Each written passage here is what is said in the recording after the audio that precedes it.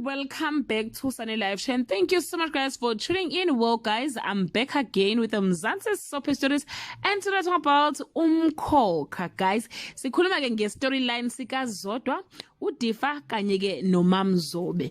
Lona ke umzuzu esikade siwulindile njengababukeli ke phela ke bomkhokha ukuthi ke kuphuma iqiniso ngale ndaba yokukhulelwa kukaZodwa.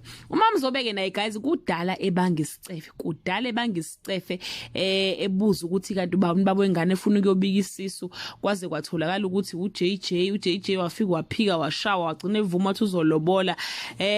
Kudala nje ibanga isicefe ngale ndaba ke. uDifa usevele waphumela obala wathi ngampela ufuna ukwazi ukuthi ubane engithandana naye, wasethi ke igama lakhe uZodwa futhi ke uzithwele. Wathi 1+1 Mamzobe wabona hayibo uZodwa phela ozithwele ilo ehlana la ekhaya. Kwamcacela ukuthi ke uMamzobe kwamcacela ke, guys, uMamzobe ukuthi ke uZodwa kanye noDifa baphinde futhi betray futhi okwesibili. We later learn ukuthi ke instead of uZodwa axolise noma azisole kusisi wakhe, uzovele ke amile umsila nezimpiko akhuluma izifihlo zika Mamzobe emndenini ezingaziwa umuntu ezaziwa uye noMamzobe kuphela.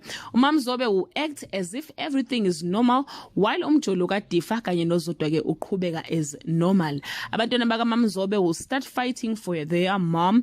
Abambona ke ngazi ukuthi akazi ukuthi kwenzakalani. uGabisile yena uzofuna ukumbulala ke uZodwa for lento ayenzile kuma wakhe, kanti uMabusi akafuni nokumbona uZodwa. Okubalekile, guys, kulenyanga ukuthi ke iyophela kungafanga umuntu. uDifa ngeke azafe, uZodwa ngeke afe, uMamzobe ngeke azafe, kanti nengane futhi nayo cha izocisha ishone kodwa angeke izishone. So ke, guys, idrama ke siyilindele ke, it's next month again. That brings us to the end of this video. Do leave your comment below and share your opinion ukuthi ke wena ufuna ukuthi kwenzekeni lapha yana ke kulo amuzi. Ufuna ukuthi uMamzobe ahambe kusala uZodwa noma ufuna ukuthi uZodwa ahambe kusale ke uMamzobe? Engakwazi ukuthi ke lesithembu sizophila kanjani under the same roof. That's all I have for today. Bye.